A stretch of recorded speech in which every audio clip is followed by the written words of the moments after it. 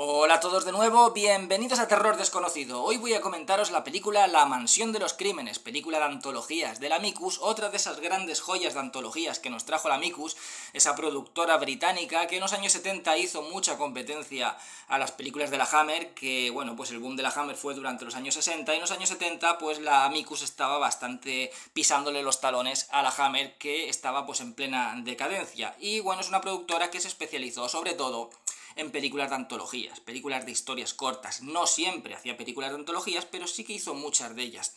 Películas que tienen ese toque como de a cómic, ese toque de homenaje a esos cómics de los años 50, como Historias de la Cripta, que precisamente ya hicieron su película, que era Condenados de Ultratumba. Antes de que se hiciera la serie en los 90, ya hicieron ellos una película que era pues basada en historias de esos cómics, de Historias de la Cripta.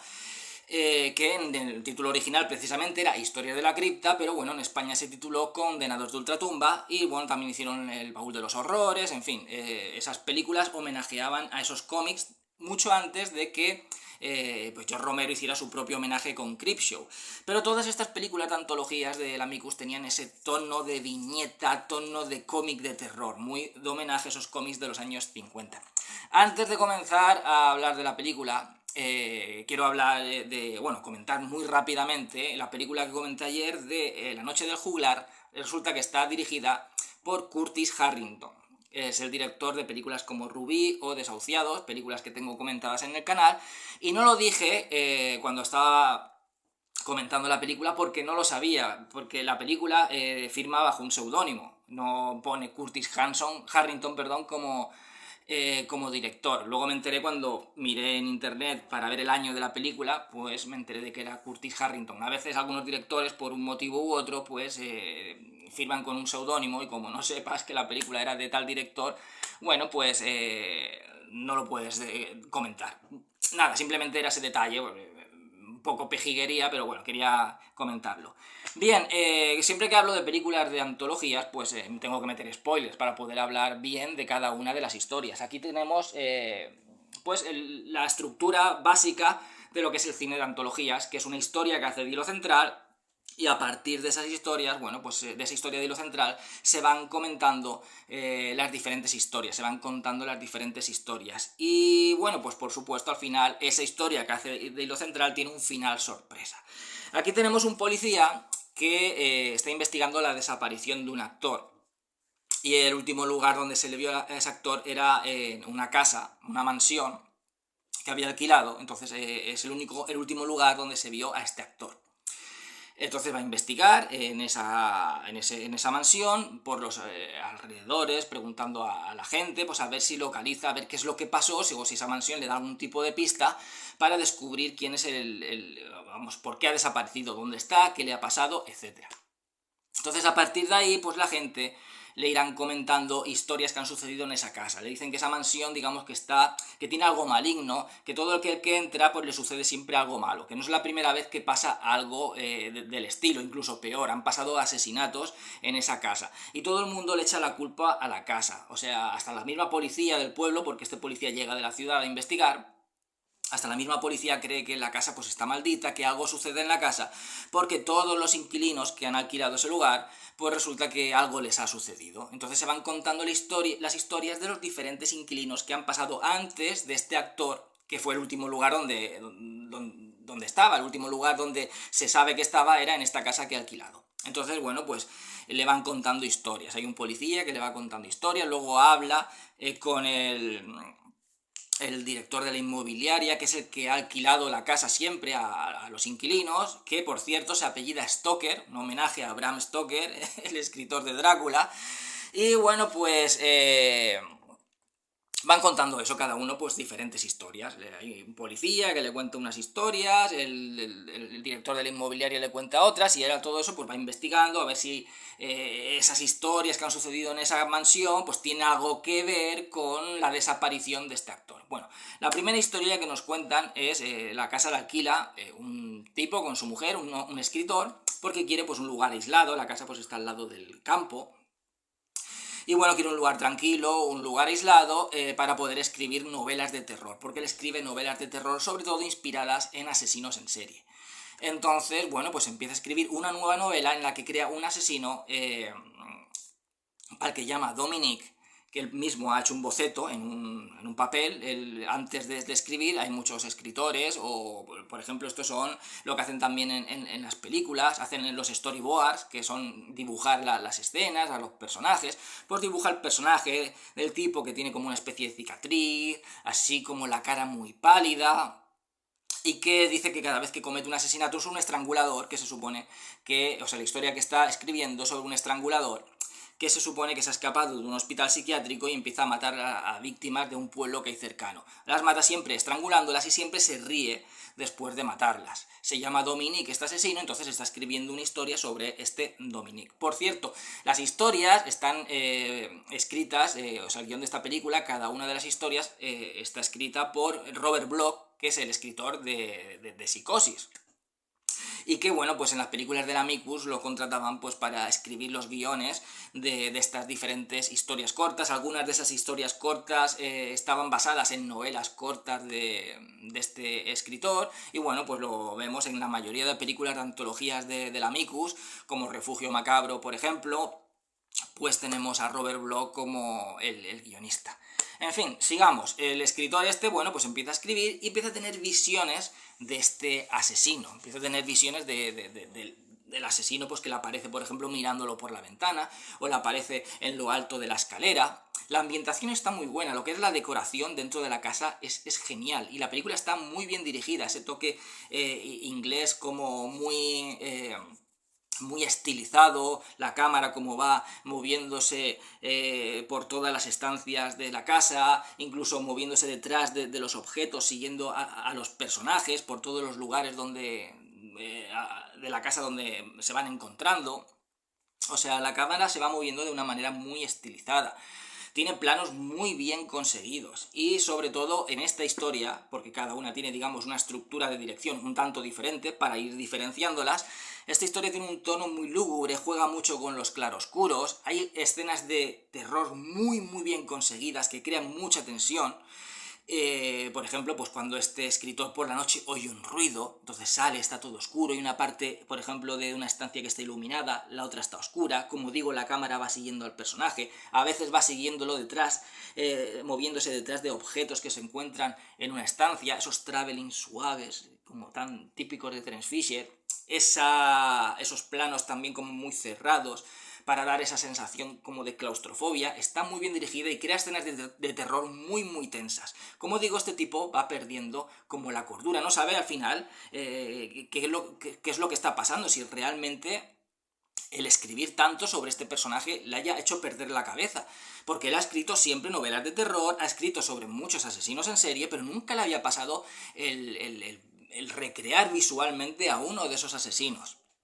Entonces juega mucho esta historia, y de hecho que la mayoría de estas historias, exceptuando la última, tienen mucho de terror psicológico. Entonces al final, pues cuando él habla con la mujer le dice que vaya a un psiquiatra, el psiquiatra le dice que muchas veces, y esto es cierto, pues cuando un actor, por ejemplo, pues interpreta un personaje, llega a meterse tanto en la piel del personaje que a veces cuesta diferenciar dónde termina su personalidad y comienza la del personaje.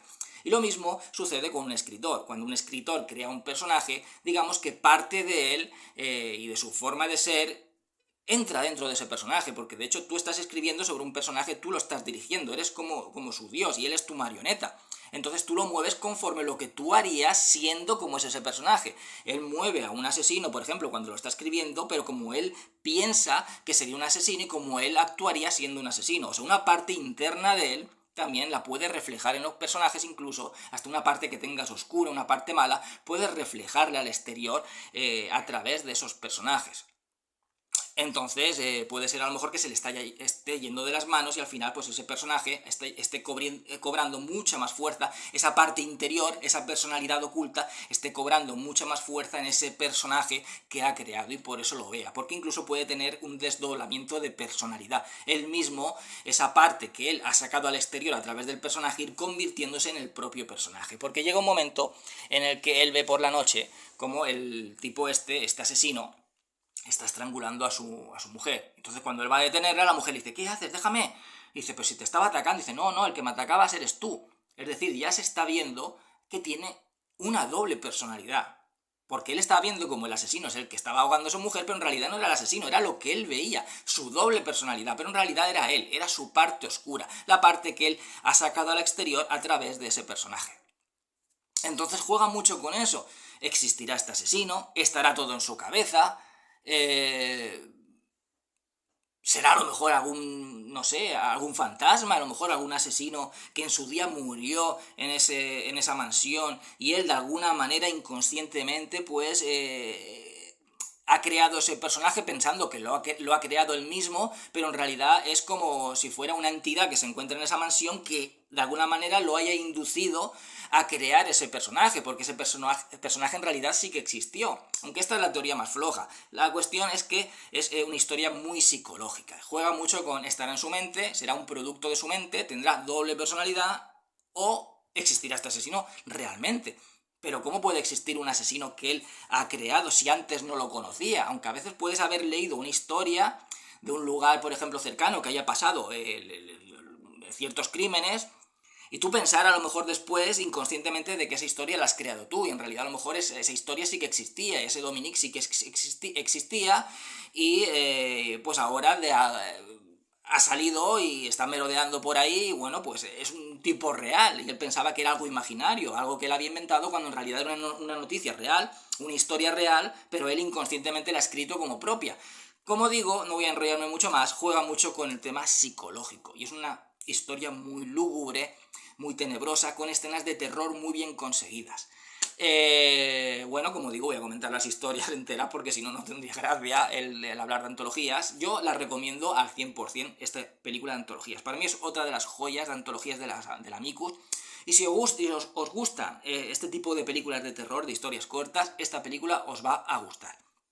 En fin, bueno, voy a seguir, como digo, comentando las historias en toda lo que es el final. Voy a hacer spoilers desde el principio. Bueno, al final resulta que el tipo está en el psiquiátrico y le está comentando de que él ve a ese psicópata, pero ya no sabe qué pensar, porque resulta que lo vio estrangulando a la mujer, pero luego la mujer le dijo que era él el que la estaba estrangulando, y de repente entra el psicópata por ahí. Claro, él lo está viendo y dice, lo estoy viendo ahora, estoy viendo ahora. Claro, el psiquiatra dice, este lo tiene en la mente, este no lo está viendo realmente. Pero vemos al psicópata cómo estrangula realmente al psiquiatra. Y luego vemos cómo llega a la casa. Y resulta que es el amante de su mujer. O sea, su mujer ha planeado el volverlo loco porque quiere irse con su amante y cobrar todos los derechos. Claro, si a él lo condenan como loco, como una persona agresiva, como que él ha matado a su propio psiquiatra, como que tiene una doble personalidad, pues lo condenarían, lo meterían en un psiquiátrico y todos los derechos de sus obras pasarían a manos de ella. Un dineral que compartiría con su amante. Entonces todo ha sido un plan desde que él creó ese personaje, pues ha sido un plan ella pues para volverlo loco, y por eso hay una escena en que él lo ve en un asiento, en un sillón, y él le dice, no, no, si no está ahí, y luego dice, no, no, es que ahora has ido para allá, y ella dice, no, no, allí no hay nada, pero porque estaba conchavada con ese tipo. Pero ¿qué pasa? Que aquí cuando la llama la policía, le dice que han muerto los dos, estrangulados, han muerto el psiquiatra, pero ha muerto también el marido de ella. Entonces ella le comenta a este tipo, dice, pero ese no era el plan. El plan era de matar al psiquiatra para que a él lo condenaran. Pero entonces él, cuando le dice el nombre de él, dice, no, no, yo me llamo Dominic. Se había metido en el personaje. Él decía, la gente no creía en mí como actor, ahora les he demostrado que soy un buen actor. Y al igual que dijo el psiquiatra, de que un escritor puede poner mucho de su forma de ser en el personaje y a veces ese personaje que él está controlando pueda llegar a controlarlo a él, pueda confundirse lo que es la personalidad del escritor con la del personaje creado, en un actor también pasa. De hecho, que primero pone el ejemplo del actor. Un actor puede meterse tanto en su personaje que al final coge la personalidad del personaje que ha creado. Y eso es lo que le ha pasado a este. Se ha metido tanto en su personaje pensando en querer demostrar que es un gran actor, que al final el personaje se ha fundido en él. Él ya se le ha creado esa misma doble personalidad que pensaban que tenía el marido, la tiene este chico. O sea, ahora ya no sabe dónde está él y dónde está el personaje. El personaje se ha fundido, ha dominado a su auténtica personalidad. Y entonces al final se ha convertido en Dominic, un estrangulador que estrangula a esta chica. Como siempre, estas historias tienen moraleja. Ella ha jugado a querer volver loco al marido por avaricia, por el dinero. Bueno, pues al final te ha salido el tiro por la culata, porque siempre que juegas con el mal, siempre que juegas con el terror, al final este te lo devolverá. te lo devolverá dándote una patada en toda la boca. O sea que es la moraleja que tienen estas películas de antologías. Me encanta la primera historia, es una manera de empezar pues realmente magistral. Y las demás historias van a la zaga, porque es lo que sucede que hoy día, de un tiempo acá, ya no se hacen tanto películas de antologías, como a temporadas, pero las últimas que se han hecho de antología, pues tienen alguna historia que está bien, siempre se salva alguna, está claro. Algunas no se salvan ninguna, pero es raro ver que todas las historias sean buenas. Sin embargo, estas películas que hacían antes, todas las historias eran buenas, todas. Aquí, de las 4, todas son buenas. La más floja para mí es la cuarta. Pero está guapa también, o sea, todas las historias son buenas. No hay una que diga, no, es que no me gusta nada, pero las otras sí. O hay 2 que no me gustan y otras 2 que son flojas. Las 4 son buenas. Y como todas las películas de Amicus, de antologías, todas las historias que nos contaban eran todas buenas. Bueno, la siguiente historia con otro inquilino que va a la casa, que está protagonizado por Peter Cushing. También era habitual de esta productora. También aparece Christopher Lee en la siguiente historia, aparece Ingrid Pitt en la siguiente historia. O sea, era común ver a estos actores, tanto en películas de la Hammer como en películas de la Amicus.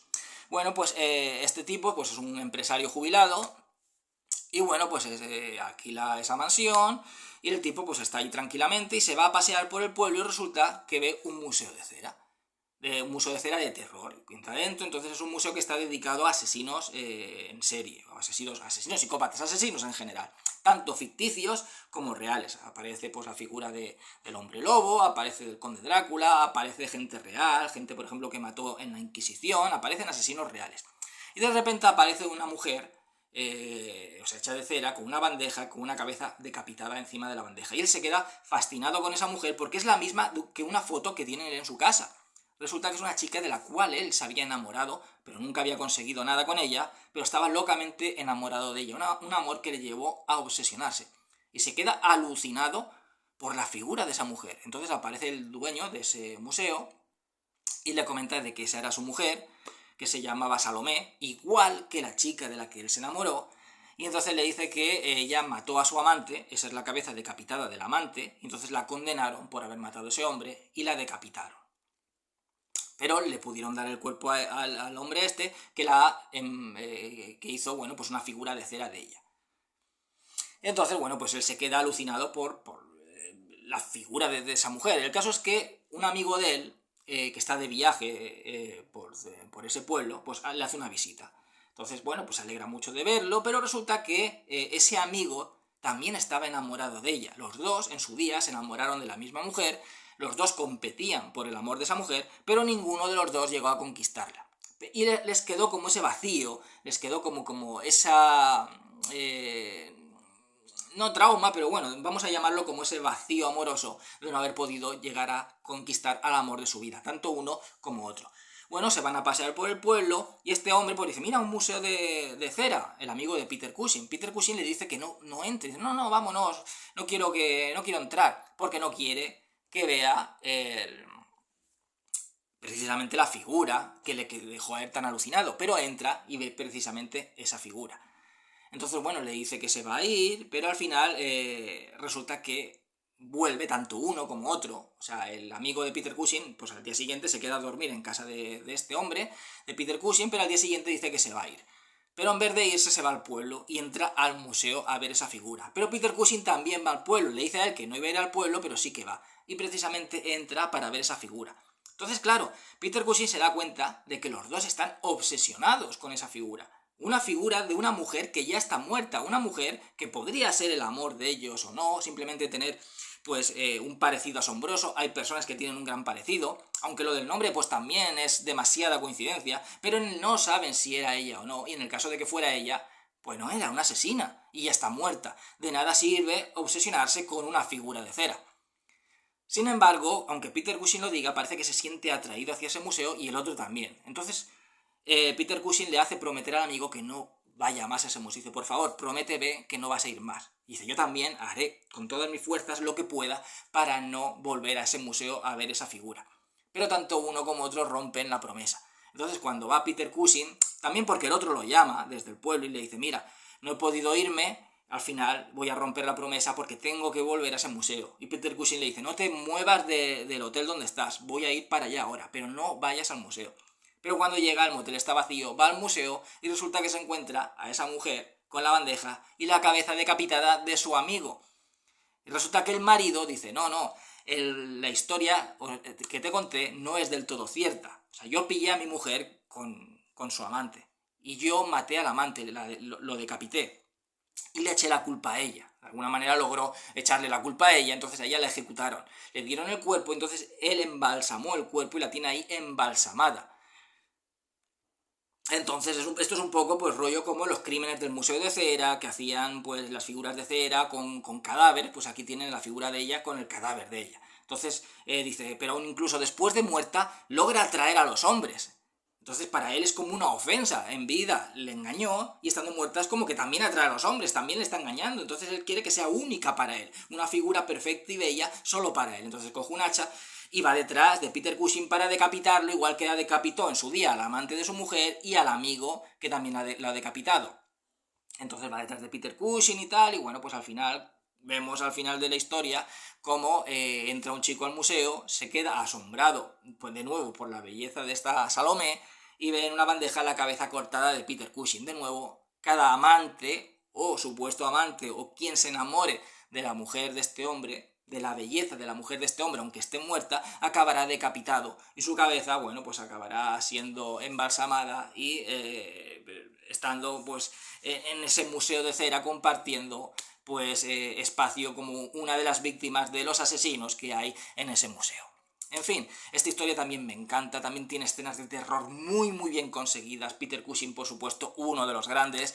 Esta historia es más colorista, sobre todo lo que es las escenas de dentro de ese museo, con unos tonos, por un lado, como muy rojizos, otros tonos verdosos. También la manera en que está decorado el museo, tiene algunas escenas a veces que se ve con mucha profundidad de campo, como están puestas las figuras y como entra a lo mejor un personaje y se ve mucha profundidad de campo, es un efecto muy tridimensional, aparte de que es mucho más atmosférica, es la más atmosférica de todas.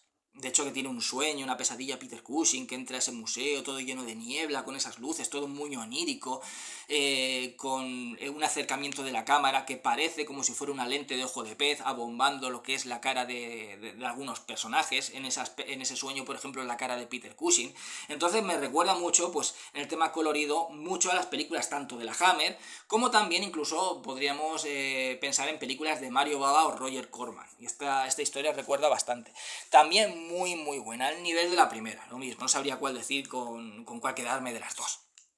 Bueno, la siguiente historia, otro de los inquilinos, que fueron el anterior a este actor desaparecido, bueno, pues tenemos a Christopher Lee, al grandísimo Christopher Lee, que se va a vivir ahí con su hija pequeña, él es viudo, su mujer murió, y entonces, bueno, él no quiere llevar a su hija a ningún colegio ni nada, es como que se la ha llevado ahí en un lugar aislado, no quiere que se relacione con nadie, entonces llama a una institutriz para que le dé clases en la casa. No quiere que se relacione con nadie, por lo tanto no quiere llevarla al colegio, pero como quiere que estudie, pues trae a la institutriz. Desde que llega ella, ve como la niña es como que es como asustadiza, como parece que tiene miedo a algo, de hecho es que le tiene mucho miedo al fuego, y él pregunta, ¿pero por qué? ¿Acaso te has quemado alguna vez? Y ella dice, no, ¿le ha pasado algo malo con el fuego a alguien que tú recuerdes? Y ella dice que no, aunque puede ser que inconscientemente haya pasado algo relacionado con el fuego que la niña no recuerde y por eso tiene ese trauma con el fuego, pero el caso es que el fuego no lo puede ni ver.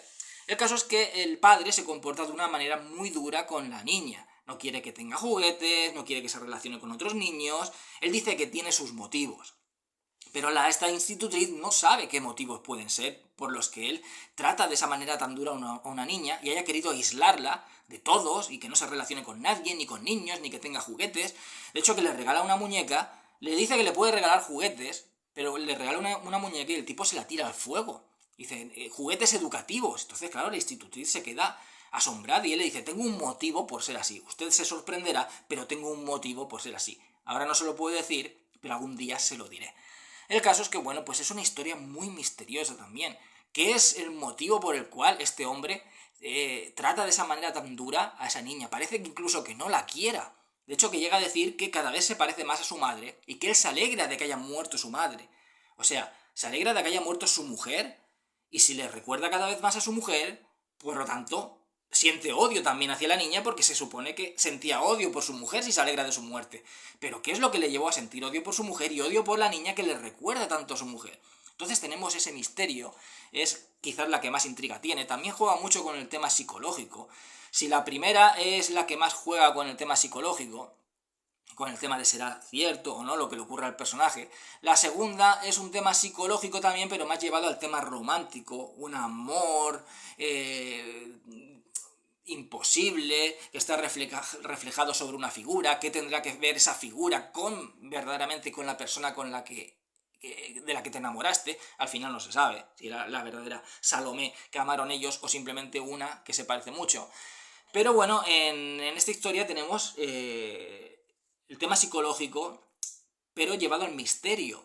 O sea, el padre tortura psicológicamente a la niña, pero ¿por qué? ¿Qué es lo que le lleva a hacerlo? Entonces tenemos ese misterio, es muy intrigante, de nuevo también muy bien rodada, todos los planos que tienen estas películas están muy bien realizados, los movimientos de cámara, planos en picado, en contrapicado, o sea, muy bien cómo están rodadas y cómo está ambientada.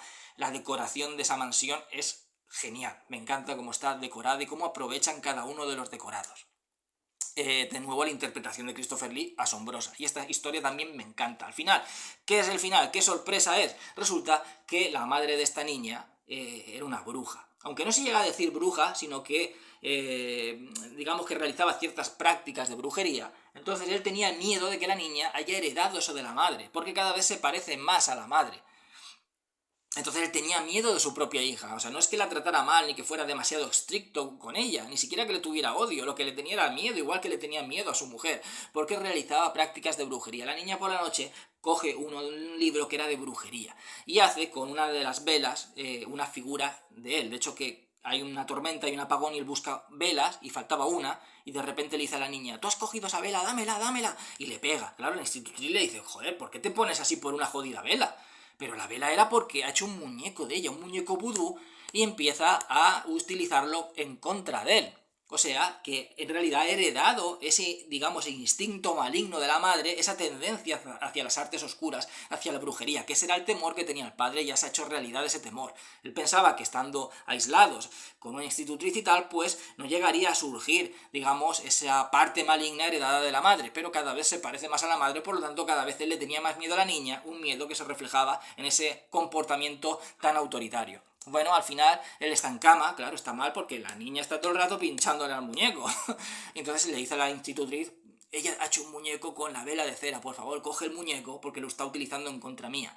Ella está haciendo brujería. De hecho que la institutriz ve que uno de los libros que tiene la niña es un libro de brujería. Entonces de repente ve a la niña con el muñeco y le dice, dame el muñeco. Y dice, no, papá dijo que no quería un muñeco comprado, pero este lo he hecho yo, no es un muñeco real. Y cuando la institutriz va a quitárselo, lo tira al fuego, a la chimenea. Ya no le daba miedo el fuego, porque la institutriz le dice, no tienes que tener miedo al fuego, el fuego es nuestro amigo, el fuego nos alumbra, el fuego nos da de comer, porque calienta los alimentos.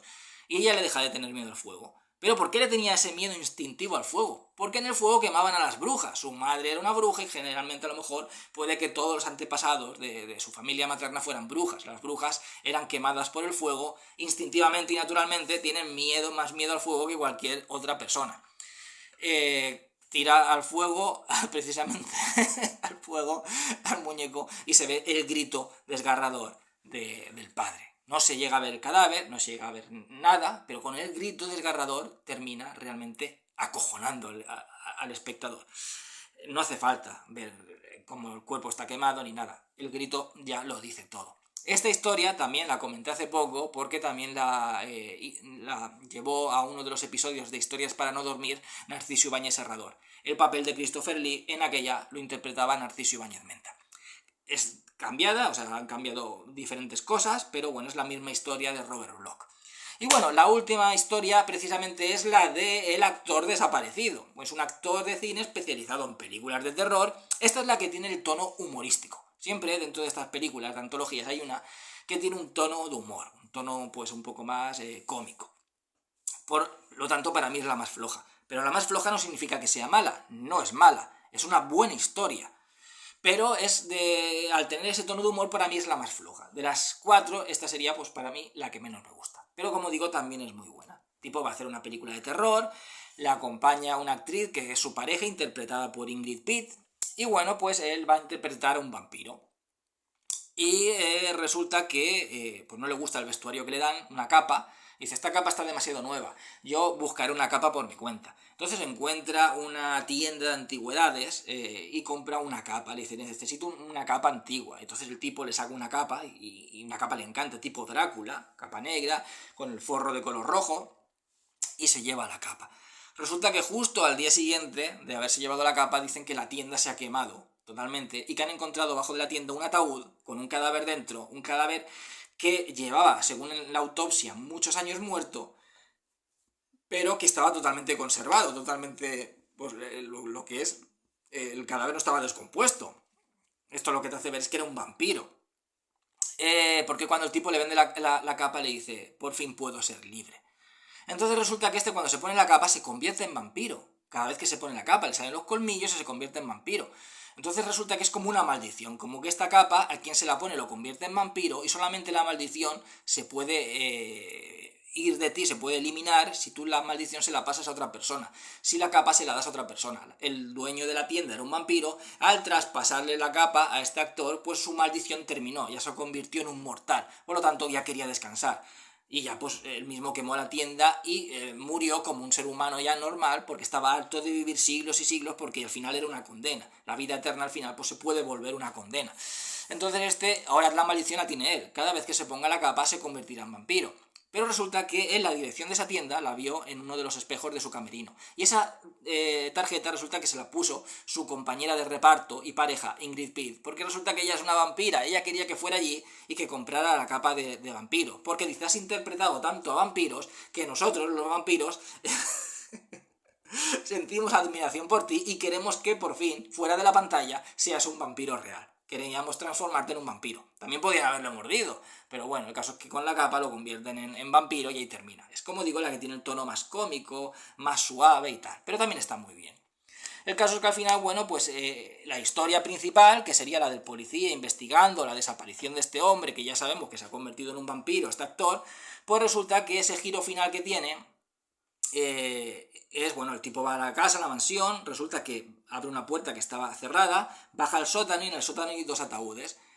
El del actor convertido en vampiro, que él logra matarlo clavándole una estaca en el corazón, pero aparece también la compañera Ingrid Pitt y la ataca y, bueno, pues o lo mata o lo convierte en vampiro, no se sabe.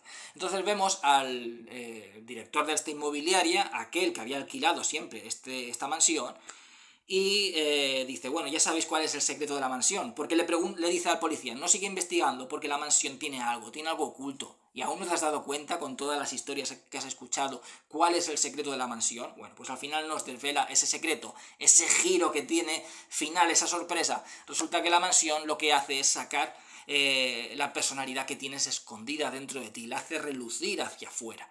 ¿Qué pasó con ese actor que entró a la casa al principio, en la primera historia? Bueno, ese actor al final se metió en el personaje, porque al interpretar ese personaje dentro de la casa sacó, cuando un actor bueno se mete en el personaje, se convierte realmente en el personaje. Y esta mansión lo que hizo es que se convirtiera, que saliera esa personalidad de ese personaje que está interpretando al exterior. Por eso se convirtió en ese asesino Dominic. Quizás por eso a lo mejor la personalidad de la mujer, que en su interior pues quería deshacerse del marido, tenía un amante, quería deshacerse del marido, pues esa personalidad salió más a relucir al entrar en esa mansión. O ese hombre atormentado, escritor atormentado, su personalidad atormentada salió más a relucir en esa mansión.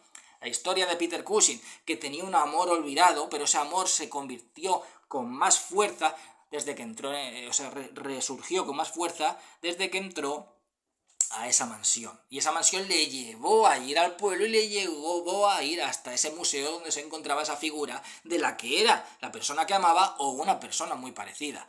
Al final todos acaban mal, porque acabas sacando lo que llevas dentro. Para bien o para mal, en todos estos casos para mal, lo saca al exterior y acaba siempre contigo. la historia de Christopher Lee, la niña igual nunca hubiera heredado esa maldad de la madre, pero al llegar a esa casa salió hacia el exterior esa maldad que tenía dentro, entonces, bueno, pues salió ese instinto de bruja heredado de su madre.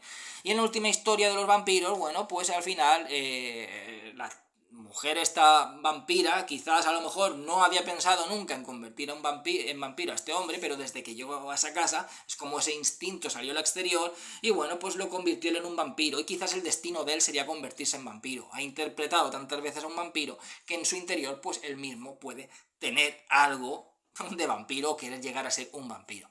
En fin, me encantan estas películas de la Amicus, de antologías. Esta me parece otra joya y recomendadísima al 100%, sobre todo si os gustan este tipo de películas. Ya nada más que comentar. Espero que os haya gustado el vídeo. Dentro de poco comentaré otra película. Que seáis todos muy felices y hasta siempre.